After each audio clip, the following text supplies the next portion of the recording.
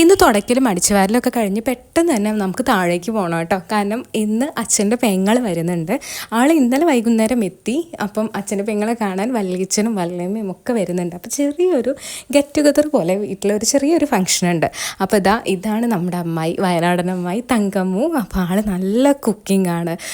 എന്താ പറയുക, കൈ കൊണ്ടൊരു ചമ്മന്തിയൊക്കെ അരച്ചാൽ മതി എന്ന് പറയില്ലേ നമ്മൾ, അത്രയും ടേസ്റ്റാണ് കേട്ടോ. പിന്നെ ഒരുപാട് സ്പെഷ്യലൊക്കെ ഉണ്ട് ആളെ കയ്യിൽ. അപ്പം ആൾ എന്തുണ്ടാക്കിയാലും സൂപ്പർ ടേസ്റ്റാണ്. അതുപോലെ തന്നെ നമ്മൾ ഊട്ടും ചെയ്യും കേട്ടോ.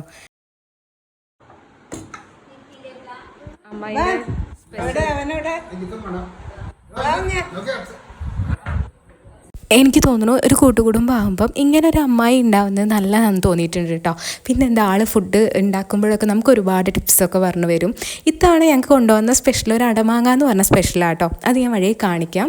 പിന്നെ നമ്മളെല്ലാവരും കൂടെ ഇരുന്ന് ഫുഡൊക്കെ കഴിച്ചു, ഒരുപാട് കഥകളൊക്കെ പറഞ്ഞു. അമ്മായി ഒരുപാട് കഥയൊക്കെ പറഞ്ഞു തന്നു. അപ്പം നല്ലൊരു